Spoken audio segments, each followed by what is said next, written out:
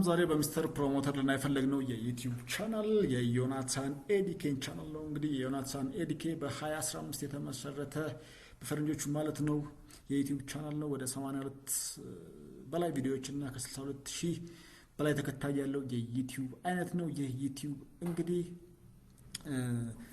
ተመሳሳይነት የዩቲዩብ ይዘት ካላቸው ጋር ከነ ዴይ7 እና ከነ አብይ ይልማ ጋር የሚያመሳስለው ነገር አለ። እንግዲህ በዚህ የዩቲዩብ ቻናል ላይ የምናገኛቸው ቪዲዮዎች አብዛኞቹ ከጥልቁ አሰራር ጋር የተገናኙ የጥልቁን አሰራሮች የሚተነትን የዩቲዩብ አይነት ነው። ከዛም ተጨማሪ ከሙዚቃዎቻችንን ትንተና ላይ ይሰጣል። አንዳንድ ሙዚቃዎች ላይ ሚዲያዎቻችን ምን እያሉ እንደሆነ፣ የምግብ ፕሮዳክቶቻችን ምን እንደሚያመርቱ፣ ሶሻል ሚዲያ ላይ የሚለቀቁ አንዳንድ አላስፈላጊ ይዘት ያላቸውን ቪዲዮዎች ላይ እነሱ ላይ ትንተና ይሰጣል። ሴቶቻችን ወዴት እየሄዱ እንደሆነ ትንተና ይሰጣል።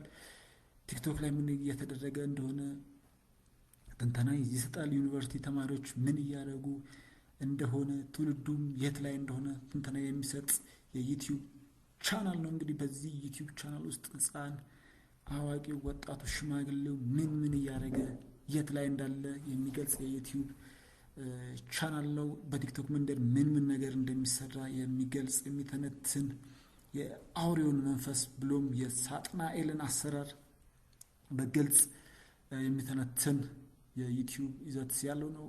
አጌን ዩቲዩቦቹ ላይ ገብተን ቪዲዮዎቹን በምናይ ጊዜ ሽምግልና ላይ አሁን ሰዓት ምን ላይ እንደደረሰ የሚተነትን የሶሻል ሚዲያ ጣጣ፣ ከዛም በተጨማሪ ድብቅ አሰራሮችን እየተነተነ ለማንቃት ስራ የሚሰራ የዩቲዩብ ቻናል ነው። እንግዲህ በዚህ የዩቲዩብ ቻናል ወጣቱ በሶሻል ሚዲያ ምን ያህል ተጠልፎ እንደቀረ፣ ምን ያህል ተተብትቦ እንዳለና ምን ያህል በሶሻል ሚዲያ ምን አይነት ይዘት ያላቸውን የቪዲዮ ታይፖች ፖስት እንደሚያደርግ ያሳየናል።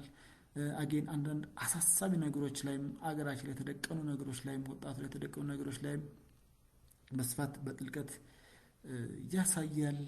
ከዛም በተጨማሪ በማህበረሰባችን አላስፈላጊ የሆኑ የቪዲዮ ኮንተንቶችን በጥልቀት እየመረመረ ስፔሻሊ ከፌሚኒዝም ጋር በተገናኘም አስፈላጊ ያለውን ትንተና የሚሰጥ ዩቲዩብ ይዘት ያለው ነው። እንግዲህ እዚህ ዩቲዩብ ውስጥ ገብታችሁ ብዙ ነገር ታተርፋላችሁ ብዬ አምናለሁ። ዮናታን እኔም አንዱ ሰብስክራይበር ነኝ። እዚህ ዩቲዩብ ላይ ብዙ ነገሮችን አግኝቻለሁ እውነቱን ለመናገር።